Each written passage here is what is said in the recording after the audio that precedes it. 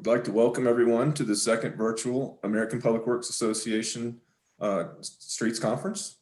Albeit virtual this year, I still think it's going to be a great conference, and we've got some good speakers today. So to introduce myself, I'm Mark Johnston. I'm the Assistant Public Works Director for the town of Breckenridge, and I also serve on the West Slope American Public Works Association Board. And years ago, I was on the Karma board as well. So really excited to be here today, and I think you guys are going to enjoy it.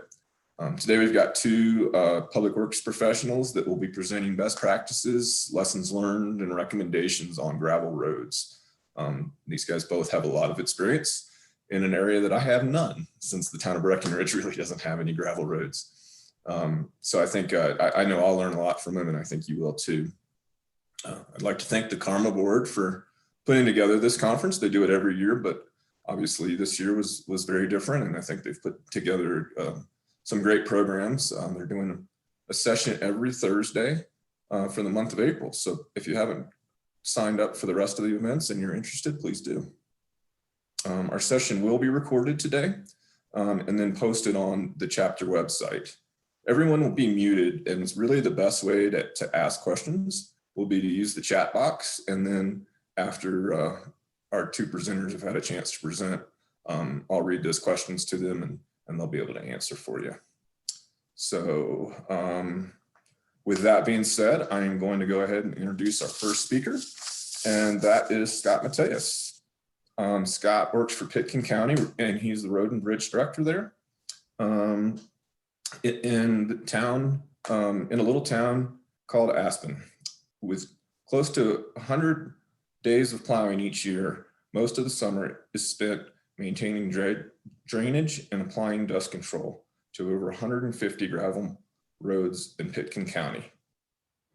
In the short maintenance season, road and bridge staff work hard to provide safe and efficient roads to 20 to 80,000 people who travel Pitkin County roads every year. And Scott is also the president of the West Slope Board, and I have the pleasure to work with him on a regular basis. So that being said, I'll turn it over to Scott. Thanks, Mark. Good morning, all. Yeah, a little place called Aspen. So I think a lot of you probably going 20 to 80,000 people. That's quite the swing. The census calls us 20,000, but during X Games or ski season, we peak to 80 visitors out here enjoying our roads. So just to knock that out first, we do have a variety of people, and that number changes frequently. Let me share my screen here. I'll go over our dust control program.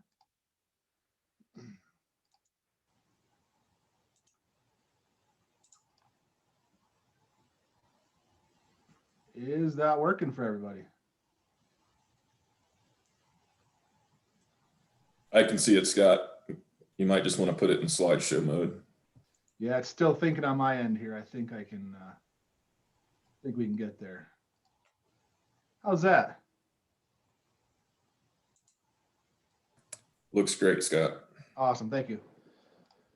So like Mark said, we've got about 150 miles of dirt road.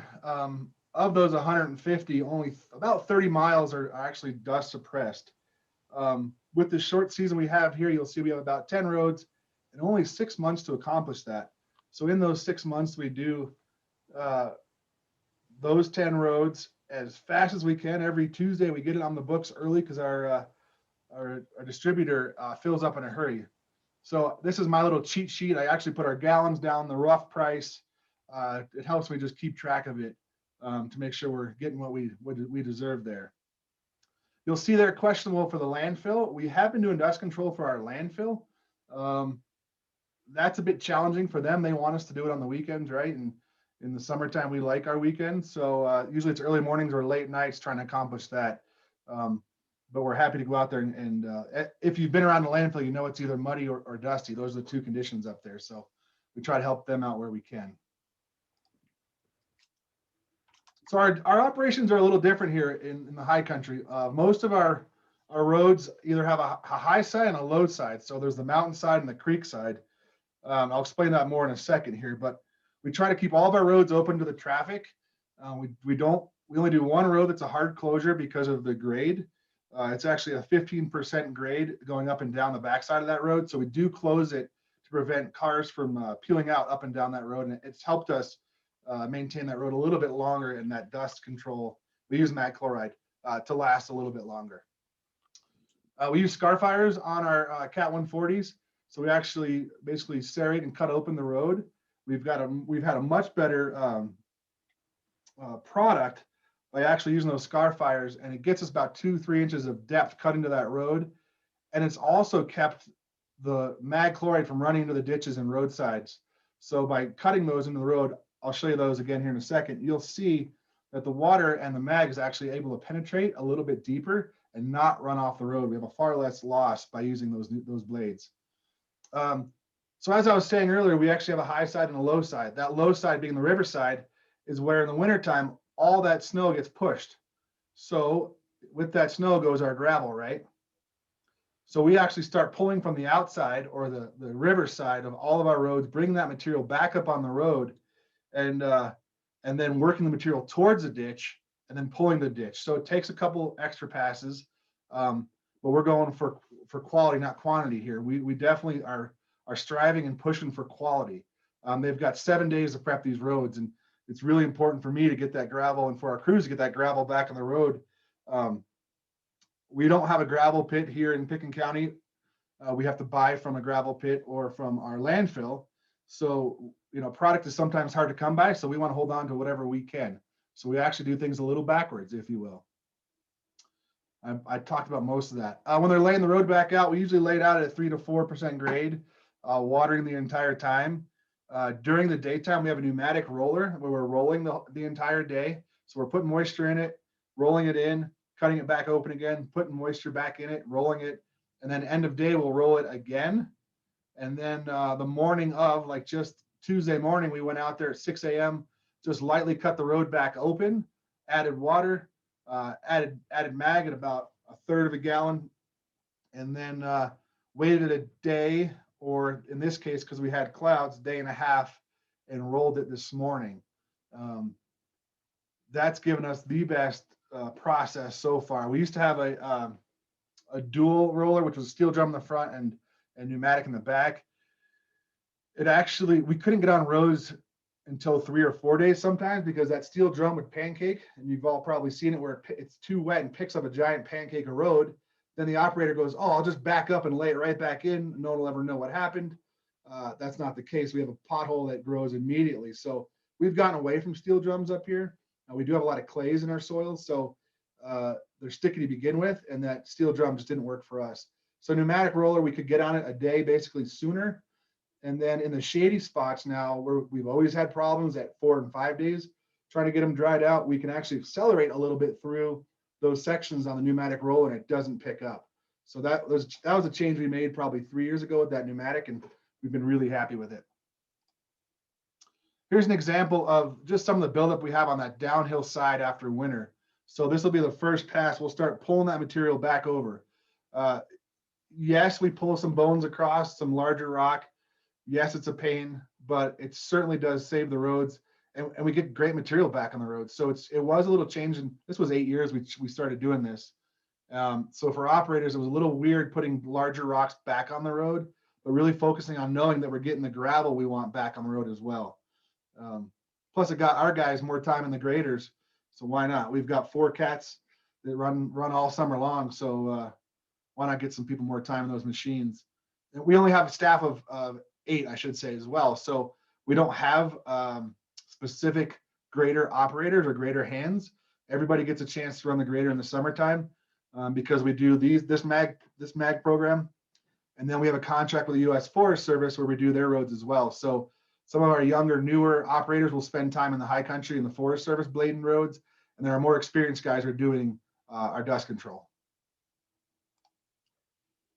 Here's what those scar fires look like. If you haven't seen those before, they do a pretty good job of cutting about 2 inches into the road surface there.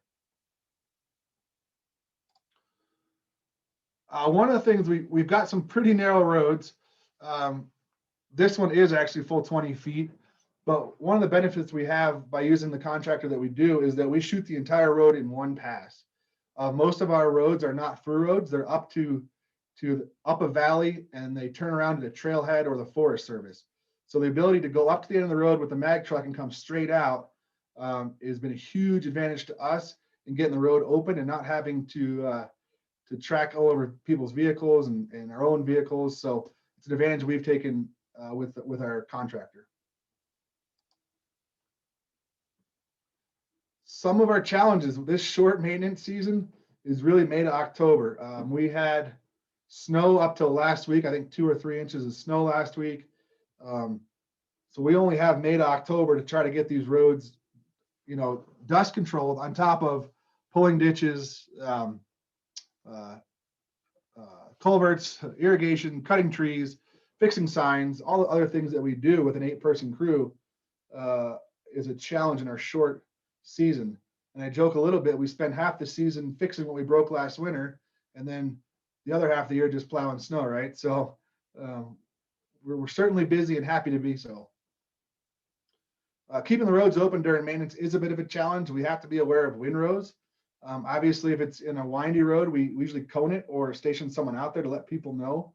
We have had Teslas try to cross a 3-foot windrow. That can be a challenge, especially up here because we have larger rocks in that windrow. So we try to prevent crossing windrows where we can for the traveling public. Like I said, our steeper 10 to 15% grades, immediately when the water and mag comes out of that truck, it runs down the road. So how to deal with that and how do you shoot it so it doesn't all get wasted. A lot of subgrade issues. Pickens County used to be part of Gunnison County until just around 1900 or so. At that time, a lot of those roads started getting just, they were mostly farm and ranch roads, turned into county roads. And, like most of our counties, they just kind of became a road. So we've got a lot of, this is a picture here where this is a spring under the road there. We've got springs on pretty much every one of our roads that pop up sporadically all over the place. So we've got moving roads, subgrade issues that we have to tend to try to deal with. Some we've done geogrid, some we've done aggregate, we've done a variety of things, but trying to stay after those year to year as we're adding good product on top. We go across some mining properties. I'll show a couple slides here in a little bit. So one of the mining properties, we actually can't go any deeper in the road because it's a Superfund site. So that was interesting. You can't cut potholes out of this section of road. So we actually added material to the road.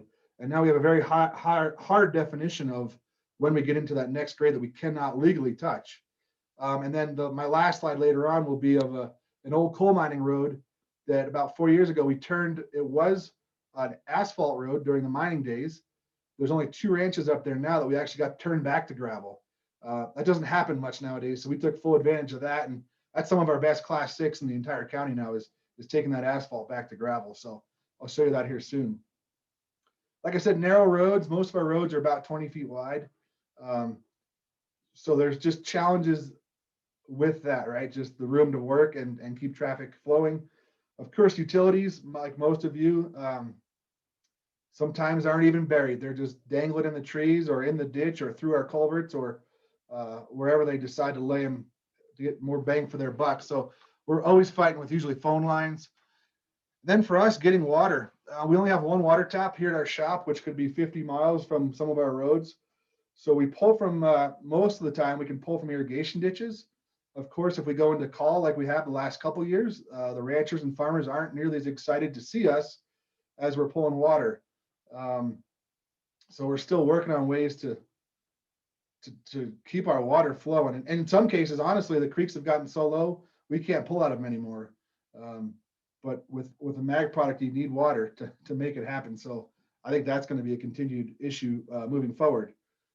Distracted traffic, just in work zones in general, we've got distracted traffic. Unfortunately, we see more and more of that every year.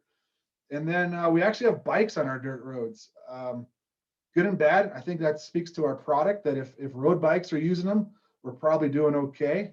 But now we have a level expectation on our dirt roads that they're smooth enough for bikes. So there's a challenge in that. I already saw on social media this morning that one of our roads is not a great ride today. So we've just got more customers, right? So part of our challenges.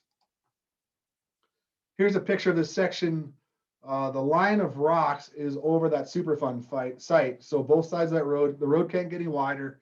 And this is what it looked like about 3 years ago. And we started cutting into it.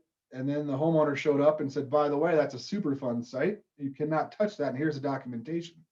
And obviously that changed kind of overnight, but glad he let us know about it. We worked with him and we agreed that we could just throw some material on top of it and we'd be good to go. So this is the process of that. Obviously the challenge, if we don't cut these potholes out, they're going to come back. The good news is this section of road is snowpacked for about 5 months out of the year. So right now it's pretty potholy, but actually when we come in and add a layer of material on it, and it's only about not even 1,000 feet, we can get a decent road back out of it. And we just have to know that it's going to need some fixing pretty much every year. But same process, we'll pull from the outside in and try to reclaim all this material that we have along these rocks. Of course, we can't touch these rocks either. So in the wintertime, trying not to get the material in those rocks is a little bit of a challenge as well. Here's more of that same section of road. And because of the agreement, this section of road is, as you can tell, only about 14, 15 feet wide, cannot be any wider. So another challenge we have. Another one of our, this is a lower section of that same road, but we started 2 years ago putting VMS signs out on all of our roads before we go out and mag them.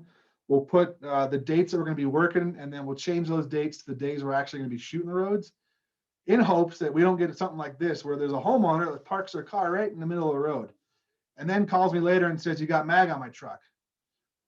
We're trying our best to do public outreach. It's going to happen. These are just, this guy does have a driveway.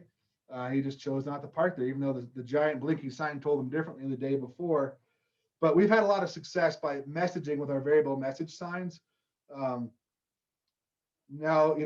we're on the hook to do that probably forever, but we've got great response from the biking community. Like I said, the people that use the road are extremely excited that we say, hey, by the way, this week, you don't want to drive up there, especially on a bicycle or motorcycle. So that's been a change we made with the variable message signs. And of course, if we have an emergency, we can move those signs, but signing our roads the week before has been really successful. Another picture of just our mag program going out, shooting the road out. You can see from that picture, we don't get a lot running out into the ditches or over the edge there. And that is for sure one of our goals. I think we've all received that phone call too, that we're killing trees, vegetation, all those other things. And so by being able to keep the product only on the road surface, that's certainly cut down on those complaints as well. Whether you agree with it or not, just keeping on the road makes all the sense in the world. We've got some issues with homeowner improvements, right? This is their driveway. They put a culvert in just the summer before, right before winter. Obviously, their plow guy hit it. This ditch is filling up enough that it's running around the culvert. Historically, we don't touch driveway culverts. This one, we actually went in and jetted, took care of it for them because it was causing large issues. There's just too many culverts for us to clean, so we are a bit reactive in driveway culverts. If it's an irrigation culvert or a culvert that passes under a county road, we'll clean those yearly. But this is some of our challenges when driveways aren't sometimes permanent, the changes to them, we don't catch issues like this. It's just a nice picture of some of our work offices, some of the places we get to play. But you'll notice on the downhill side here, we could have done a better job actually just cutting that grass out, right? So why did we not get rid of that grass is the question I had when I took this picture, because now we've got that, that primary drainage is not going to go anywhere, but probably sit along that edge of the road. We do mow some of our roads. This section of road, most of our dirt roads are not mowed, but there's the opportunity we pull from the outside to eliminate some of that grass. So this is a slide for education there for our guys. And then here's proof that people are riding our roads on road bicycles. I don't know if you guys do ride bikes. There's a program called Strava where you can compete against the entire world. One of our residents here happens to be a gentleman who used to ride on the Tour de France and might have been caught using some stuff. But anyways, people get to race against him, and he rides a lot of these roads as well. So good or bad, social media and programs like that are driving the users out here. But so far, they've been pretty happy with the product, minus, like I said, yesterday. They weren't too excited. And this section of road was before we actually bladed it last year. So you can see it's got some rutting and some loose gravel, but proof that they ride it. All right, I'm gonna go into our reclamation project. That was kind of a brief overview of what we're doing. But this is our project where we got to bring it back to dirt. And it was really neat that for years, this road's been falling apart. It is about 50 miles from our shop on the west end of our county. 2 ranches up there, asphalt road falling apart. There's shale cliffs along the road. So we've tried putting shale in the potholes. We've done cold mix, hot mix, gravel, and it blows out all the time. The road is closed for, I think it's probably 4 months out of the year. It turns into a cross-country ski area. So the road is physically closed in the wintertime, but we get lots of moisture on it. So those potholes were holding lots of water. So we met with the ranchers and the Cattlemen's Association to come up with a plan because they're still hauling their cows up there and doing their thing. And we all decided the best thing to do would be to bring it back to dirt. So here's a shirt we made, much like wildfires season. We made shirts to commemorate the project and to just remember, like, hey, this is a pretty cool project that we got to all be a part of, bringing an asphalt road back to dirt. So there's a shirt we presented to the crews. Like I said, water was an issue. A reclaimer needs lots of water, and there's a creek there. We just couldn't pump it fast enough, so we brought this tanker in and it could fill our trucks pretty quickly. But had to do some dirt work to get it to where it is and some pumps and stuff like that. This is we first started. Here you can see the road, lots of blade patches. We tried everything we could think of at this thing, and then ultimately it was just tear it apart. This is when we first started cutting into the road.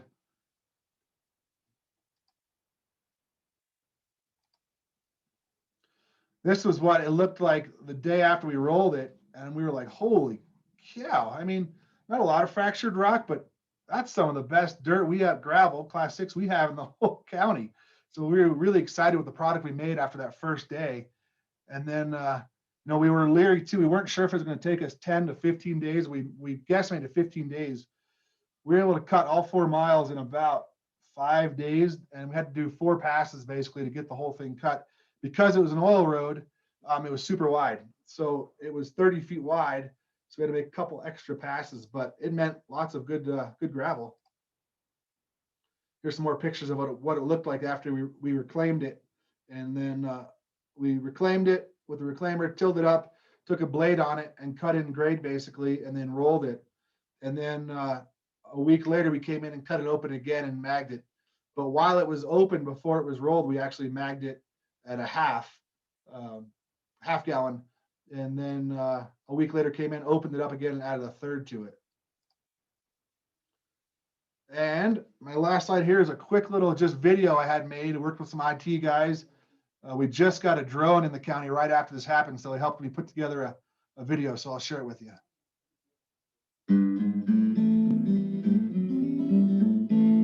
Pitkin County Road and Bridge engineered a cost-effective plan for returning Thompson Creek Road back to gravel, based on excessive maintenance and the winter cross-country ski and snowmobile usage.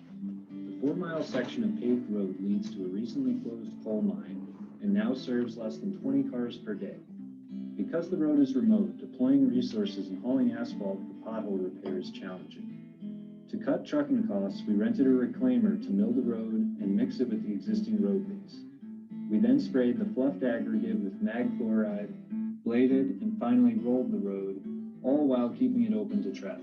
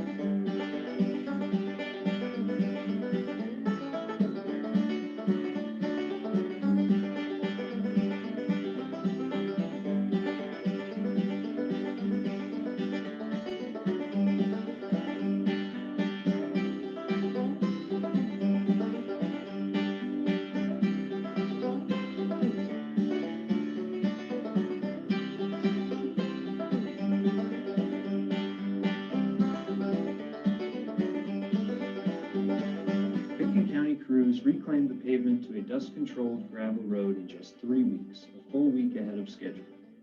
Feedback from the local cattlemen and ranch owners has been nothing but positive. It was a great way to team build and instill pride and ownership for staff in this remote county asset. Road and Bridge looks forward to biannual dust abatement and regrading to maintain 10 inches of some of the best Class 6 you can find in the county.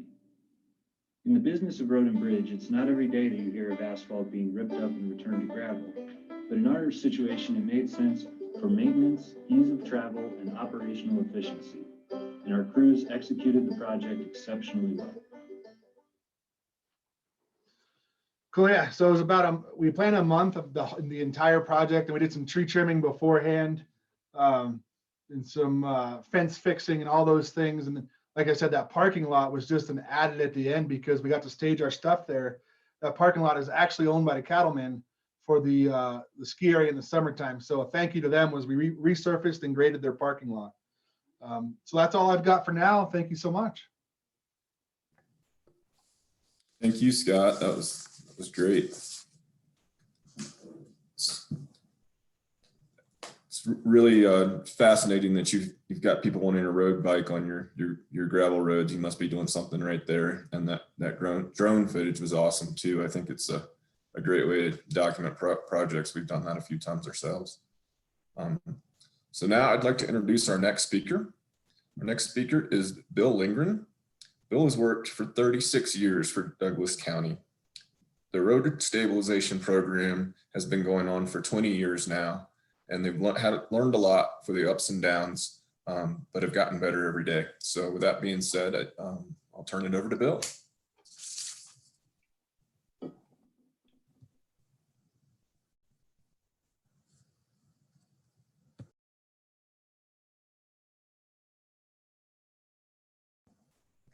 Bill, I think you might be on mute. We're not hearing you.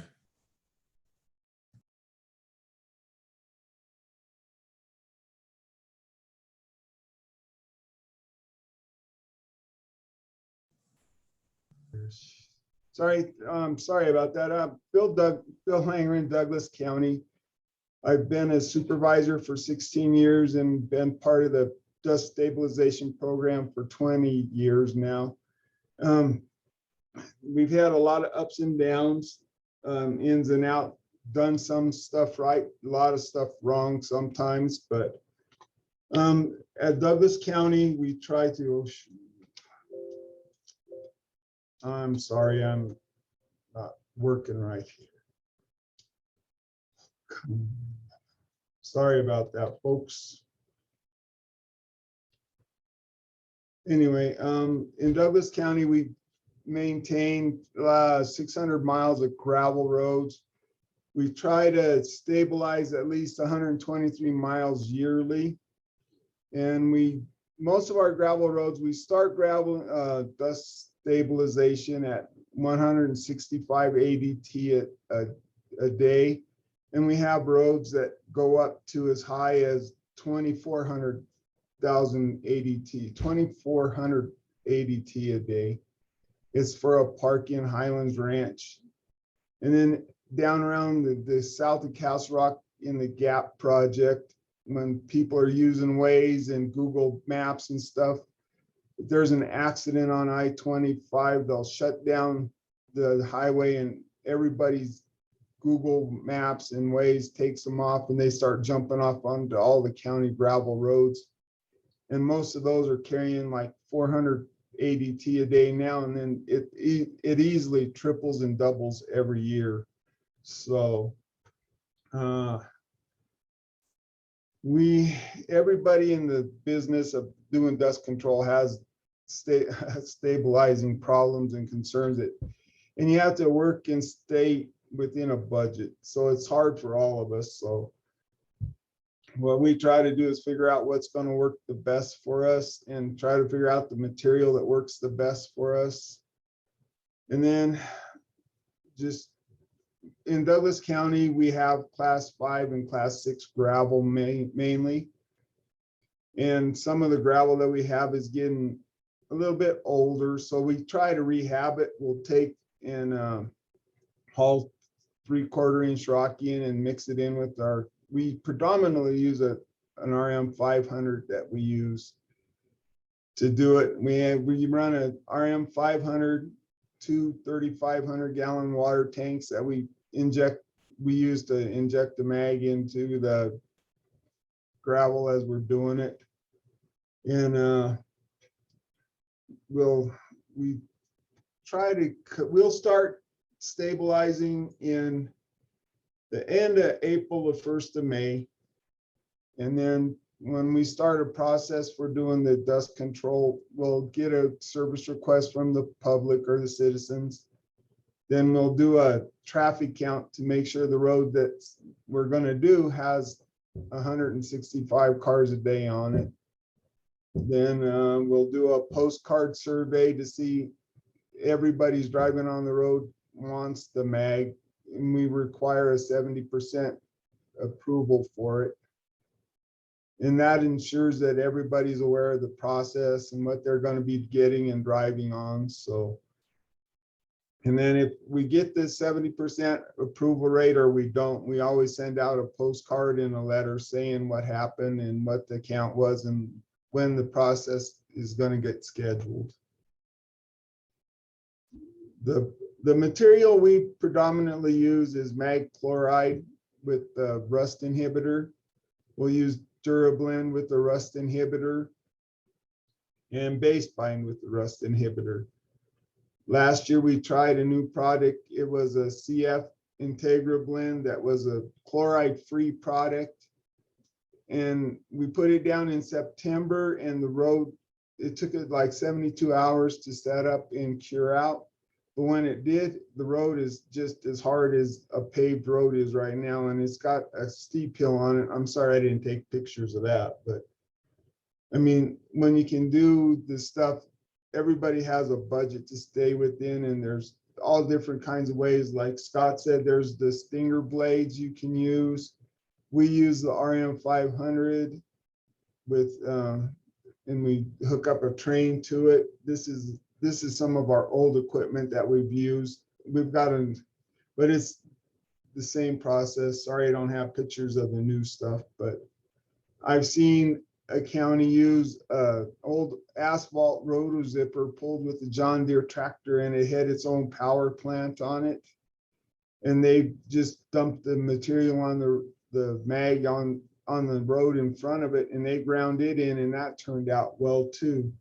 And then I've seen there's a moldboard attachment type that you can hook to take your moldboard off your grader, and you put this drum on there, and you can inject and grind and stuff just like a cat. It's a 14-foot attachment on the blade, and it's got its own power plant, and you control the injection process through the cab. There's a control box in the cab, and you can inject it in.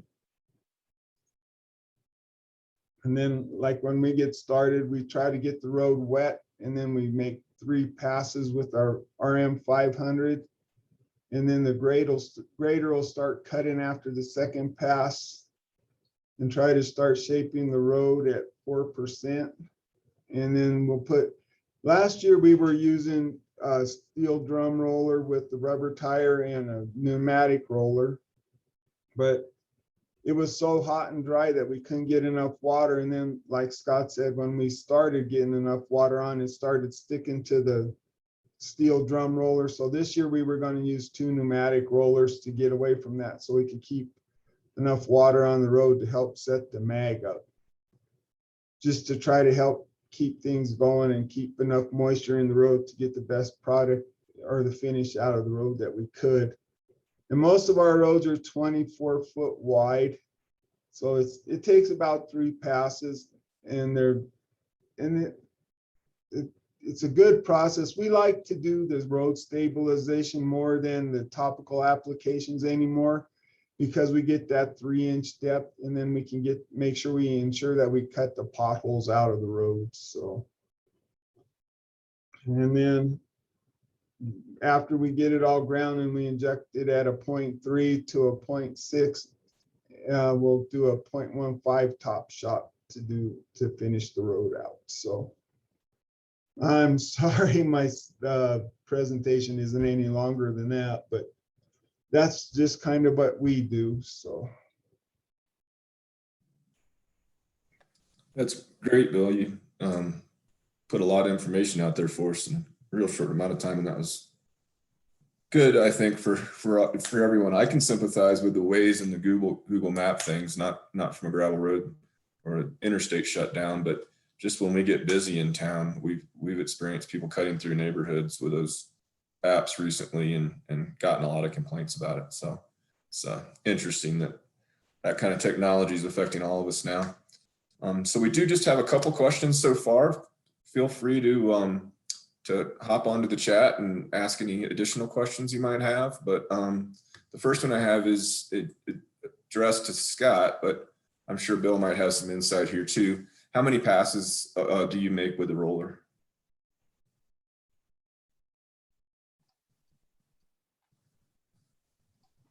Oops, trying to unmute here too.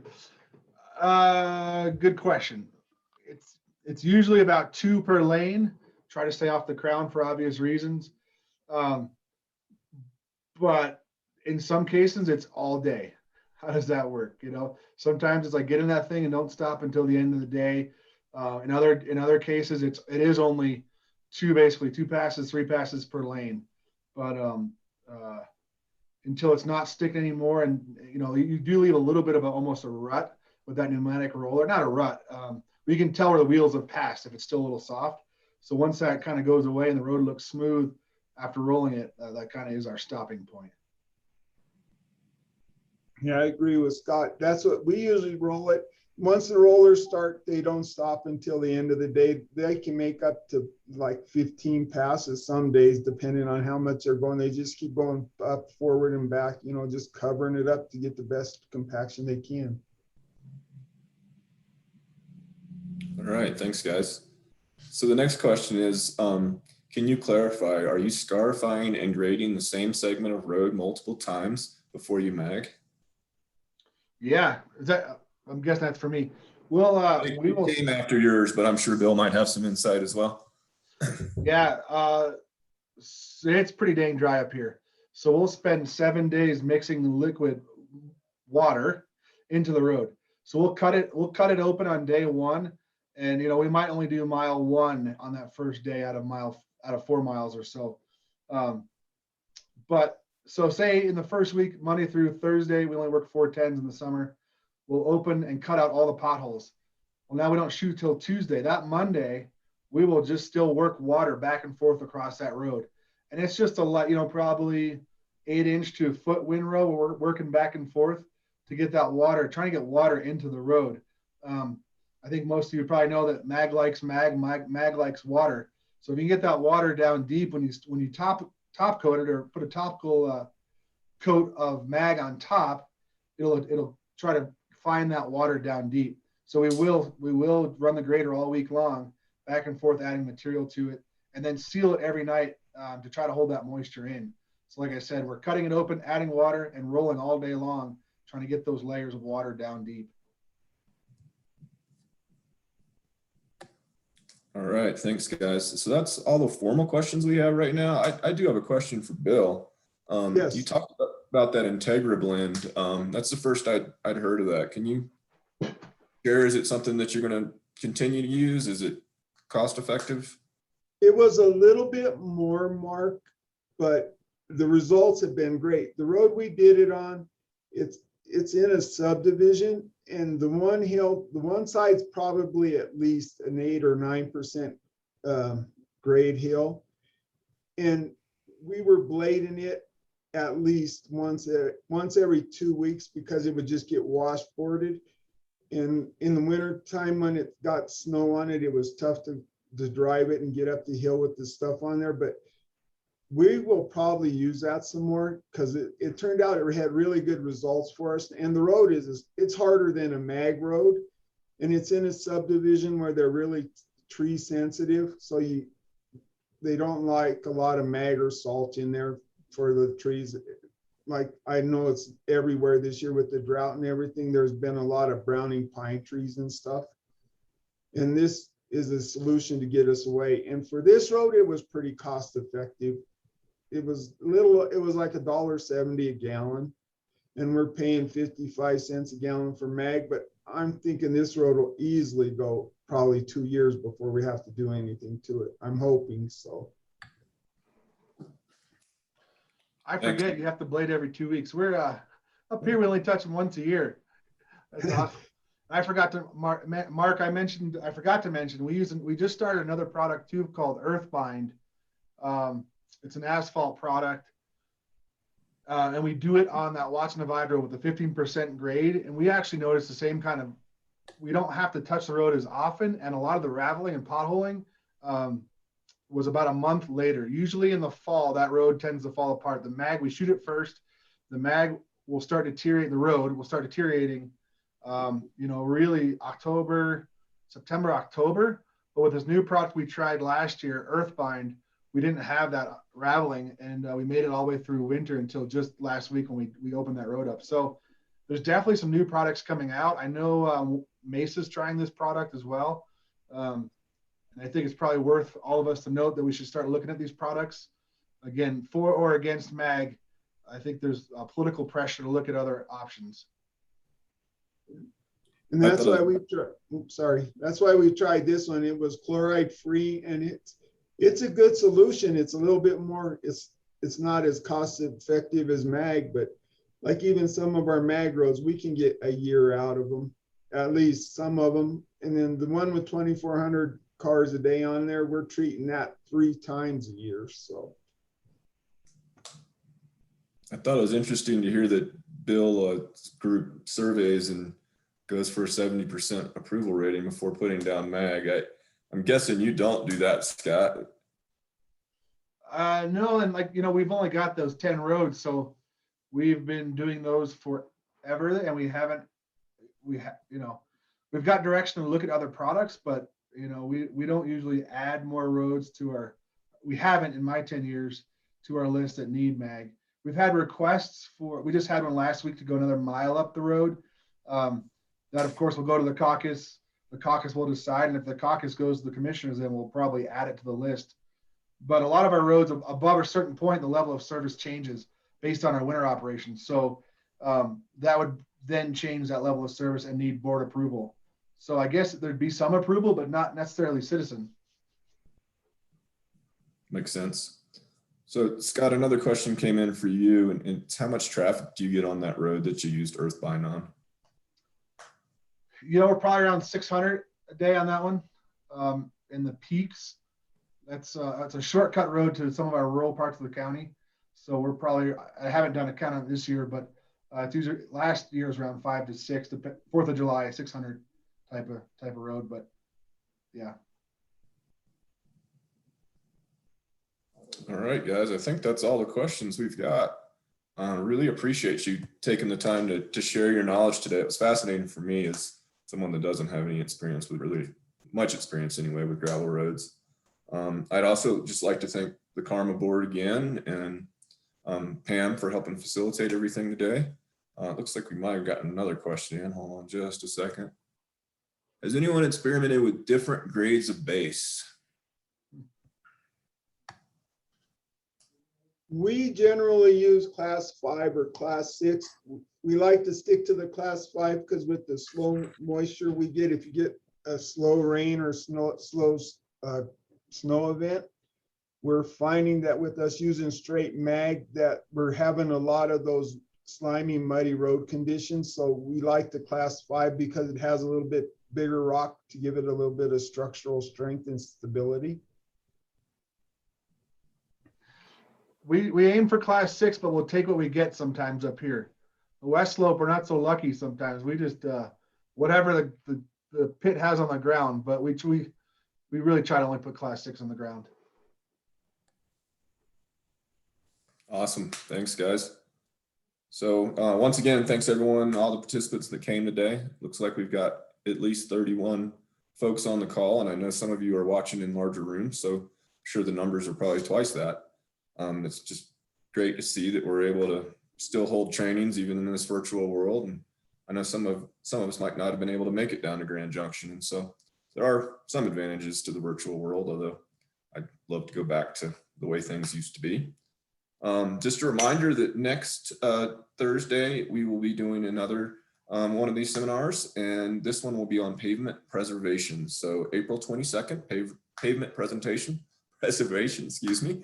Please sign up. And once again, thanks everyone. Really enjoyed listening to the two speakers today, and glad we all were able to get together.